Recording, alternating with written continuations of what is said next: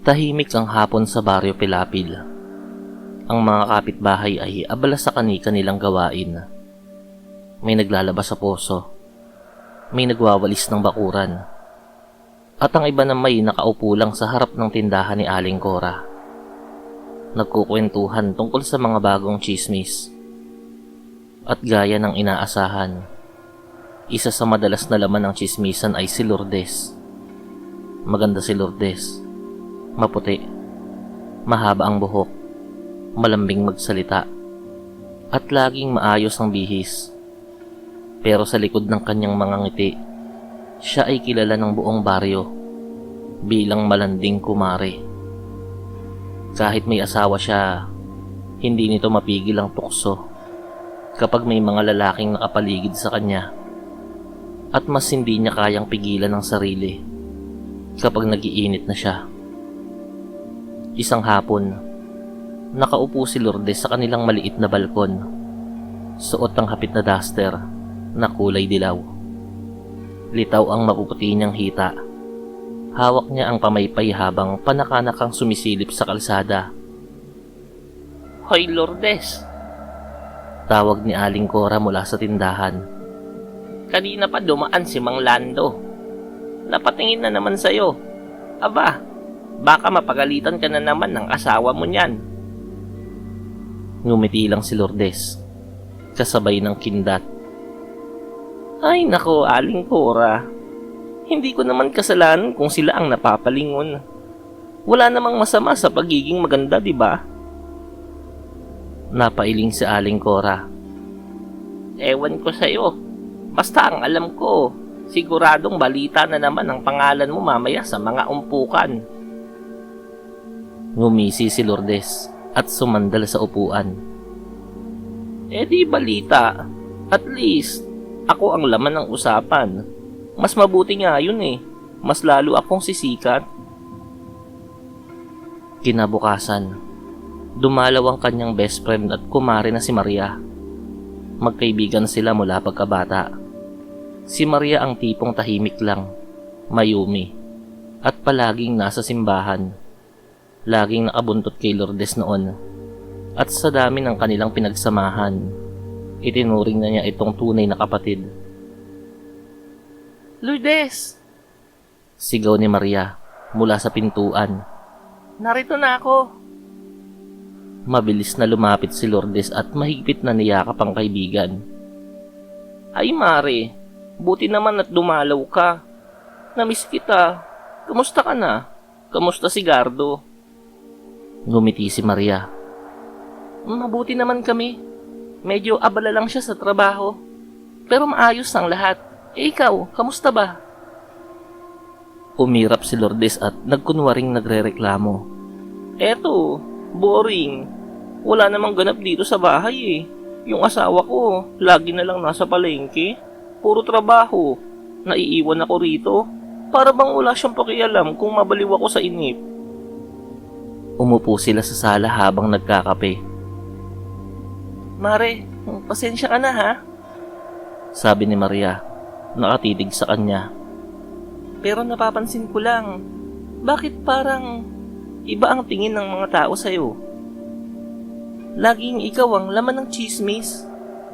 Napangisi si Lourdes at uminom ng kape. "Eh ano naman kung laman ako ng tsismis? Masama bang maging maganda at mapansin ng mga lalaki?" "Hindi naman masama, Mare. Pero may asawa ka na eh. At saka baka nakaka-apekto na sa pagsasama nyo." "Sus, wag kang ang praning. Hindi naman ako magpapakakabit sa iba eh. Pa-flirt-flirt lang. Pampalipas oras. Ganun." Umiling muli si Maria, pero pinili na lang niyang manahimik. Mahal niya si Lourdes bilang kaibigan, pero hindi niya lubos maintindihan ang asal nito. Pagkaalis ni Maria, lumabas si Lourdes sa bakuran. Katapat ng kanilang bahay ay si Mang Domeng, isang biyudo na nasa 50 ang edad. Nakaupo ito sa kanyang bangko, naninigarilyo. "Magandang hapon, Mang Domeng." Malambing na bati ni Lourdes, sabay kindat. Nagulat si Mang Domeng, muntik pang mabitawan ang sigarilyo. "Ay, Magandang hapon din, Lourdes. Lumapit pa si Lourdes at tumuwad para pulutin ang basahang nahulog. Litaw na litaw ang kanyang hita. Hindi nakapagsalita si Mang Doming at napalunok na lamang. Ngumisi si Lourdes at lumakad paalis habang kumikembot ang balakang. Mag-ingat kayo, Mang Doming. Sambit niya, sabay hagikgik. Sa baryo, lalong lumalakas ang bulungan tungkol sa kanya. At habang mas marami ang nagagalit, mas tila lalo namang nagiging mapanganib ang paglalaro ni Lourdes. At hindi niya alam, sa gitna ng lahat ng yun, unti-unti na niyang pinaglalaroan ang kapalaran. At pati ang mismong kaibigang si Maria, na sa ngayon ay buo pa rin ang tiwala sa kanya. Isang Sabado ng hapon, dumating si Lourdes sa bahay ni Maria, dala ang ilang gulay mula sa kanilang bakuran. Mare, ito may ampalaya at talbos para hindi ka na bumili sa palengke. Masayang alok ni Lourdes. Salamat, Mare Sagot ni Maria habang inaabot ang basket. Swerte ko talaga at ikaw ang best friend ko. Ngumiti si Lourdes. Ano ka ba, Mare? Alam mo namang parang kapatid na kita eh. Habang nag-uusap sila, dumating si Gardo, ang matipuno at gwapong asawa ni Maria. May dala itong mga pinamili mula sa bayan. Pawis na pawis siya. Suot ang puting sando na dikit sa katawan. Litaw ang mga muscle nito. Han, andito pala si Maring Lourdes. Bati ni Gardo. Oo, nagdala lang ng gulay. Halika, upo ka muna. Ngumiti si Gardo at tumingin kay Lourdes. Kamusta ka na, Mare? Ang tagal na rin hindi tayo nagkikita Napangiti si Lourdes at pinasadahan ng tingin ng katawan ni Gardo, mula ulo hanggang paa. Ay pare, hindi ka pa rin nagbabago. Mas lalo ka yatang gumagwapo Malalakas siguro ang vitamins na iniinom mo. Wala namang vitamins, Mare. Trabaho lang talaga ang pampalakas. Uy, Mare, tigilan mo nga yan. Marunong yang mambola. Baka maniwala ka. Ngumisi si Lourdes at palihim na kumindat kay Gardo, na agad namang umiwas ng tingin. Kinagabihan, habang abala si Maria sa kusina, nakipag-usap si Lourdes kay Gardo sa may sala. Alam mo, Gardo, swerte ka talaga kay Mare. Ang bait, maalaga, at napaka-loyal. Oo naman. Hindi ko nga alam kung anong ginawa ko at siya ang naging asawa ko. Napalapit si Lourdes. Inilapit ang labi sa tenga ni Gardo at bumulong. Pero minsan, kahit gaano kabait ang asawa, nakakaramdam din tayo na parang may kulang, di ba? Nagulat si Gardo at agad lumayo. Mare, huwag kang ganyan. Best friend mo ang asawa ko eh. Napangisi si Lourdes at tumayo. Relax ka lang. Wala pa namang nangyayari eh. Nagtatanong lang ako eh. Makalipas ang ilang araw, dumating si Gardo sa bahay ni Lourdes para mag-abot ng ani ng gulay na galing kay Maria. Pagbukas ng pinto, si Lourdes ang bumungad. Suot ang hapit na duster na halos litaw ang dibdib. Wala din dun sa bahay ang asawa nito. Ay, Gardo, ikaw pala. Pasok ka muna. Eto, sabi ni Maria, dalhin ko raw sa'yo. Pag-abot niya ng gulay, biglang nahulog ang isang tali na hawak ni Lourdes. Yumuko siya para pulutin yon at sinadya niyang palitawin ang kanyang dibdib. Halos mapalunok si Gardo dahil sa nakita. Nang tumayo si Lourdes, dahan-dahan niyang hinawakan ang kamay ni Gardo.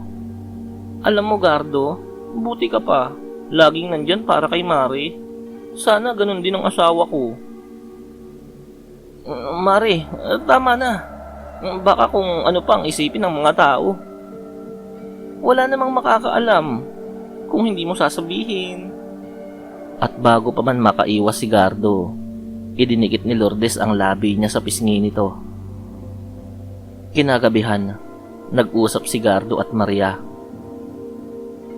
Han? Napapansin mo ba? Parang iba ang kilos ni Lourdes. Anong ibig mong sabihin? Parang masyado siyang malapit. May mga sinasabi siyang hindi na tama. Napatawa si Maria. Ay nako, mari ko yan. Matagal ko na siyang kilala. Malandi lang talaga yan minsan, pero hindi naman masama ang loob niyan. Napailing si Gardo, hindi makapaniwala. Pero sa puso niya, nagsisimula ng magkaroon ng pangamba at kasabay ng tukso dahil sa mga kilos ni Lourdes. At sa mga sumunod na araw, mas lalong lumakas ang loob ni Lourdes. Hindi na siya takot kahit magdikit sila ni Gardo sa harap ni Maria at mas nagiging lantaran ng kanyang mga biro at lambing. Hanggang sa isang araw, may nangyari niyang hindi na kayang itago pa. Hating gabi, tahimik ang buong baryo. Ang mga aso'y nakahiga na at tanging huni ng kuliglig ang maririnig sa paligid. Sa bahay ni Lourdes, nakaupo siya sa sala. Suot ang manipis na kamison. Hawak niya ang cellphone at nagte-text. Ang Gardo, kailangan kita. Dumaan ka kahit sandali lang oh. Nagulat si Gardo nang mabasa yun habang nakahiga sa tabi ni Maria. Pumikit siya, pilit pinapakalma ang sarili. Pero paulit-ulit na nagbabibrate ang kanyang cellphone. Pare, please. Dumaan ka. Hindi ko na kaya eh. Kailangan kong may kausap. Napabuntong hininga si Gardo. Tumingin siya kay Maria na mahimbing na natutulog. Dahan-dahan siyang bumangon. Nagsuot ng t-shirt at lumabas ng bahay. Pagdating niya sa bahay ni Lourdes, nakabukas ang ilaw sa sala. Pagpasok niya, bumungad agad ang kumare. Nakaupo, nakalugay ang buhok, at nakatitig sa kanya na parang uhaw na uhaw.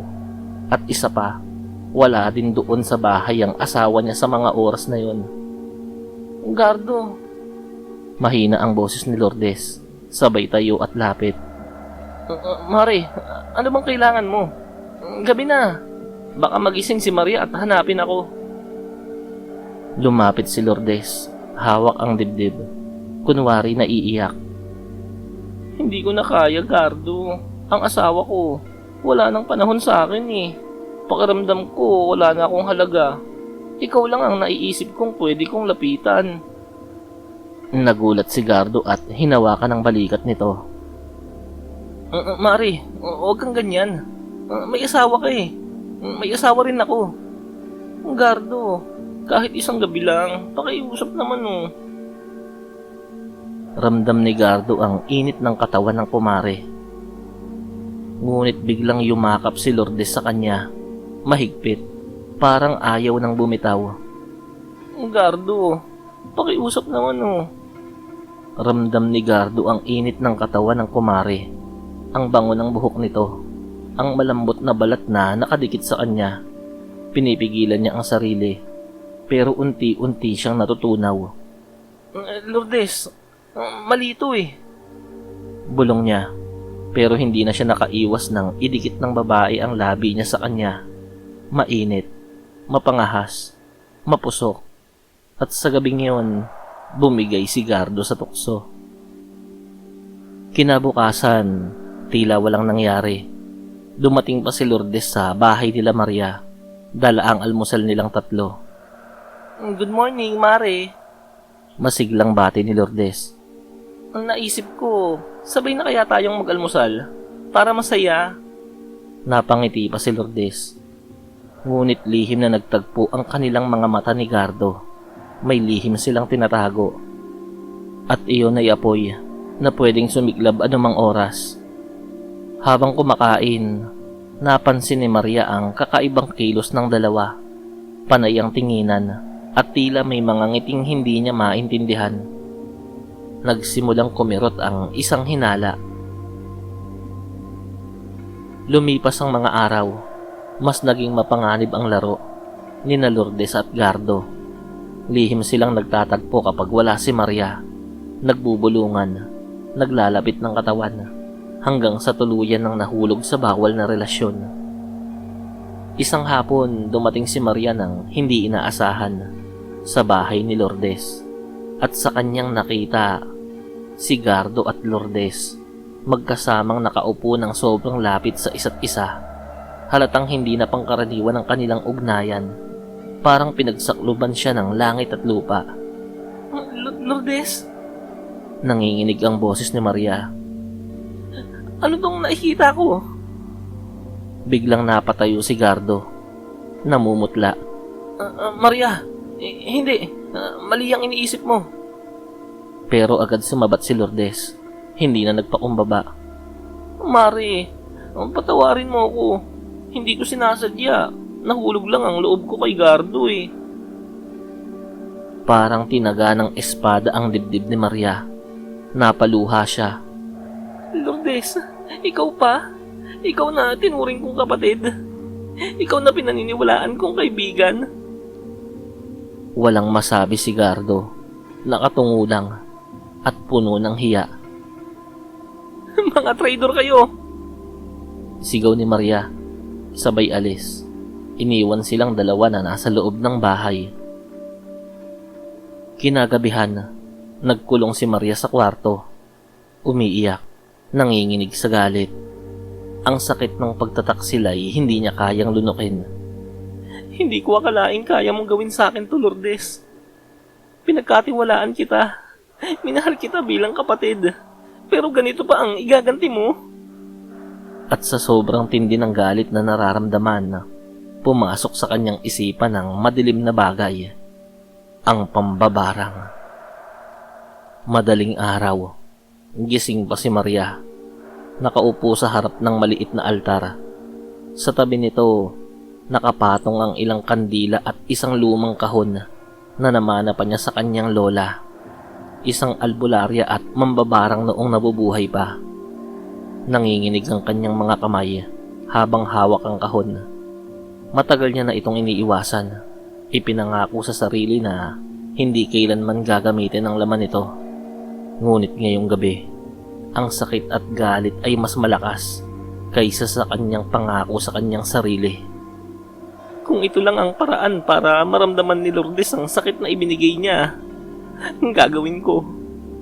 Bulong pa ni Maria. Binuksan niya ang kahon.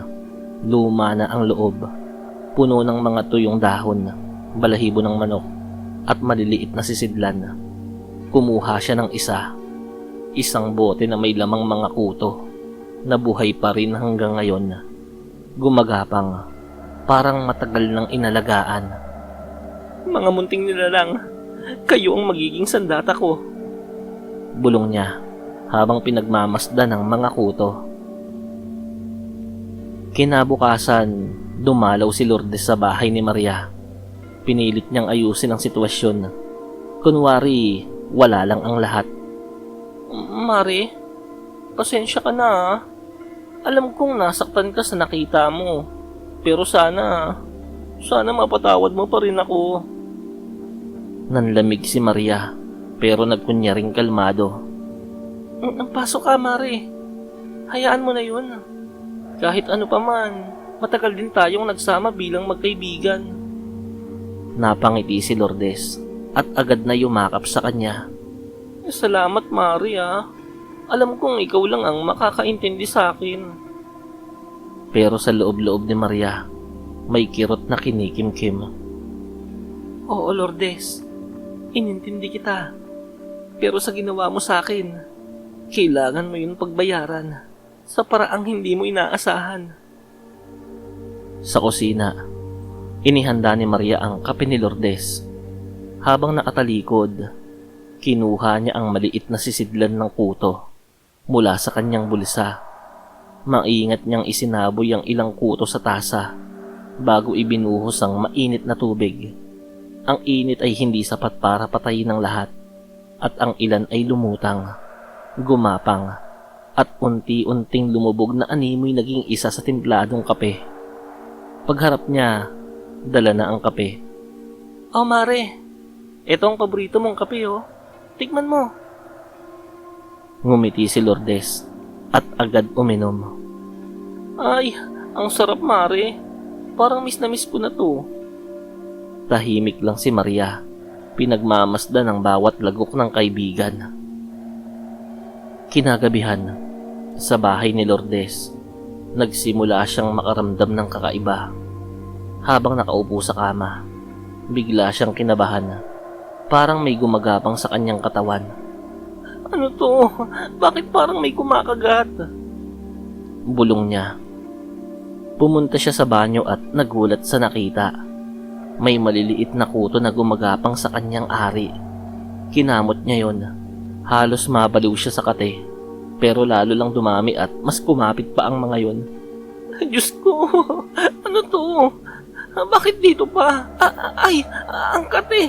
Ang hapdi! Sigaw niya. At nang umihi siya, para siyang sinusunog sa sobrang sakit. Aray! Diyos ko! Ang hapdi! Hindi ko kaya! Nagpatuloy ang pag-iyak ni Lourdes buong gabi.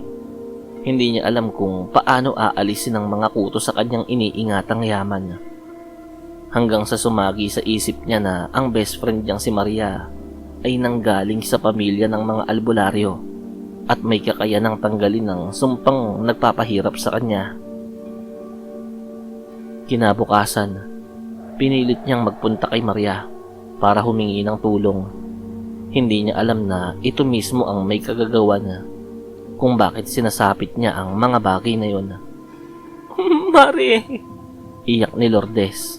Halos hindi makalakad ng maayos. Tulungan mo ako. May kakaiba sa katawan ko eh. Para akong pinaparusahan. Hindi ko alam kung bakit. Nagkunwaring nagulat si Maria. Pero sa loob-loob niya may halong tuwa. Anong ibig mong sabihin, Lourdes? Ano bang nararamdaman mo? Hindi ko alam, Mari. Para bang may kumaagat sa loob ko. Tapos kapag umiihi ako, ang sakit-sakit. Parang sinusunog ang ari ko. Tulungan mo ko, Mari. Baka mamatay ako sa hirap nito. Niyakap siya ni Maria. Kunwari nag-aalala. Pero may matalim na ngiti sa kanyang labi. Lourdes, baka ito na ang kaparusahan sa lahat ng ginawa mong kasalanan. Hindi lahat ng bagay, Mare, napapatawad. Napaluhod si Lourdes. Umiiyak. Mare, patawarin mo ko. Hindi ko naman sinasadya eh. Nadala lang ako sa tukso. Hindi ko kayang mawala ka bilang kaibigan. Ngunit nanatiling matigas ang puso ni Maria. Hindi mo iniisip ang pagkakaibigan natin noong nilapitan mo ang asawa ko. Ngayon, mararamdaman mo ang sakit na ginawa mo sa akin. Maaari ka nang umuwi, Lourdes. At sa mga sumunod na gabi, lalong lumala ang sumpa. Magdamag na hindi nakatulog si Lourdes. Halos madurog ang kanyang katawan sa hapdi at kate. Sa tuwing tatayo siya para umihi, para siyang pinapaso ng apoy. Ang mga kuko niya'y namuti na sa kakakamot. Ngunit walang tigil ang mga kuto sa kanyang ari. Parang naninirahan na roon. Iniwan na rin siya ng kanyang asawa at hiniwalayan. Diyos ko, hindi ko na kaya. Tulungan niyo po ako. Iyak niya habang nakahiga. Pawis na pawis. Kinabukasan, pinilit pa rin niyang bumangon. Nanginginig ang tuhod. Pero nagtungo pa rin siya sa bahay ni Maria.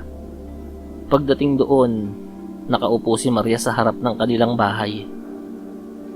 Nakita niya si Lourdes na parang laspag na. Magulo ang buhok, maputla, at nanginginig. Sa halip na maawa, tumigas pa ang mukha ni Maria. Ngayon mo ako naaalala? Matapos mo akong traidorin? Matapos mong akitin ang asawa ko? Umiiyak si Lourdes. Hinawakan ng paa ni Maria. Patawarin mo ako, Mari. Nadala lang talaga ako. Hindi ko sinasadya. Mahal na mahal kita bilang kaibigan. Nagkamali ako. Tinapik ni Maria ang kamay niya. Kaibigan? Kung tinuring mo akong kaibigan, bakit pati asawa ko? Pinagnasaan mo. Hindi lang basta pagkakamali yun, Lourdes. Ginawa mong kaladkari ng pangalan ko sa kahihiyan. Umiling si Lourdes. Halos gumapang sa lupa. Mare, please, kahit anong gusto mo, gagawin ko. Basta alisin mo lang tong sumpa. Hindi ko na kaya. Parang mababaliw na ako eh. Tumalikod si Maria. Huminga ng malalim. Sa loob-loob niya, natutuwa siyang nakikita ang paghihirap ng dating malanding kumare. Ngunit may bahagi ring kumikirot sa kanyang puso. Kung ihihinto ko tong barang, parang pinatawad ko na rin siya. Pero kung hindi ko to ititigil, baka tuluyang mamatay siya. Bulong ni Maria sa sarili. Lumapit siyang muli kay Lourdes. Sabihin mo sa akin, Mare, kung may pagkakataon ulit, gagawin mo pa ba? Aakitin mo bang muli ang asawa ko? Umiling si Lourdes ng mariin. Humahagulgol. Hindi na, Mare. Wala na akong ibang gusto kundi bumalik ang pagkakaibigan natin. Hindi ko na uulitin. Pinapangako ko sa iyo yan. Tinitigan siya ni Maria, puno ng puot at kalungkutan. Madali lang sa iyo ang mangako, Lourdes. Pero paano ko pa maibabalik ang tiwala ko sa iyo? Ang asawa ko, natikman mo na. Ang puso ko, nasaktan mo. Hindi na mabubura yun kahit kailan. Sa sandaling yun, dumating si Gardo. Halos mabaliw siya nang makita si Lourdes na nakaluhod, umiiyak at yakap ang mga paa ni Maria. Maria, Lourdes, anong nangyayari dito? Tanong nito. Lumapit si Lourdes, agad yumakap kay Gardo. Gardo, tulungan mo ako. Parang may sumpa sa akin eh. Hindi ko na kaya, Gardo. Napalunok si Gardo. Napatingin kay Maria. Han, anong nangyayari kay Lourdes? Totoo ba to? Matigas ang titig ni Maria. Bakit, Gardo? Naaawa ka pa ba sa kanya? Matapos ng ginawa niya sa akin? Napatigil si Gardo. Hindi makasagot. Hinawakan niya ang balikat ni Lourdes, pero hindi niya alam kung paano tutulong. Maria, baka naman pwede mo siyang tulungan. Kung totoo ngang may sumpa sa kanya, ikaw lang ang makakatanggal niyan eh. Nanlaki ang mga mata ni Maria. Galit na galit. Ang kapal ng mukha mo, Gardo. Ako na nga ang niloko niyong dalawa. Ako pa ang mag-aalaga sa kanya. Umiiyak si Lourdes. Napayakap na rin kay Maria. Mare, patawarin mo ko. Kahit anong gawin mo sa akin, tatanggapin ko. Basta alisin mo lang to. Hindi ko na kayang mabuhay ng ganito. Napahagulgol na si Lourdes. Hawak-hawak ang tiyan niya na tila lagi nang naninikip. Maria, oo, inaamin ko. Ginusto ko si Gardo. Kasi naiinggit ako sa iyo eh. Lagi kang masaya. Lagi kang pinagmamalaki ni Gardo. Ako, iniwan ako ng asawa ko. Binaliwala ako ng mga lalaki. Ayoko maging talunan. Kaya kahit mali, kahit bawal, kinuha ko ang meron ka. Kasi gusto kong maramdaman kung ano ang meron ka eh.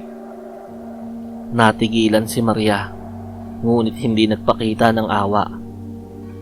Kaya pala, hindi lang laman ang makati sa'yo, kundi pati kaluluwa mo. Kaya siguro tinuruan ka ng leksyon ng mga kuto na yan para maranasan mo ang mga hapdi ng mga ginawa mo. May dapat ka nga palang malaman, Lourdes. Hindi kita pwedeng tulungan sa dinaranas mo ngayon dahil ako ang naglagay sa iyo ng sumpang yan. Hinila ni Maria mula sa bulsa ang maliit na karapon na may lamang mga tuyong dahon at pulang sinulid. Ipinakita niya kay Lourdes, saka pinukol sa lupa. Biglang sumingaw ang usok at lalong nag-init ang ari ni Lourdes. Halos mapasigaw siya ng todo. Tila nagkagulo ang bawat kutong naninirahan sa kanyang ari. Maria, tama na. Hindi ko na kaya. Mamamatay na ako. Hindi pa yan kamatayan, Lourdes. Malamig na sagot ni Maria. Yan ang bunga ng mga kasalanan mo. Sana sa bawat patak ng ihi mo, maalala mong hindi lahat ng bagay sa mundo ay pwedeng paglaruan. Puso, tiwala at pamilya, hindi yan laruan. Nagpagulong-gulong si Lourdes sa lupa, namimilipit sa sakit. Ang mga kapitbahay ay nagsilabasan. Nagtataka kung anong kaguluhan yon. Ngunit walang makalapit dahil sa takot kay Maria na ngayon nakatayo, malamig ang muka at matalim ang tingin. At mula noon, kumalat ang balita. Ang malanding kumare na minsan ay kinaiinggitan at kinatatakutan, ngayon naging halimbawa ng kaparusahan. Ang mga kuto na hindi mawala-wala, ang hapding walang lunas, iyon ang naging paalala sa kanya na ang pagtataksil, kahit sa anyo ng pakikipaglaro lang sa tukso, ay may kabayaran.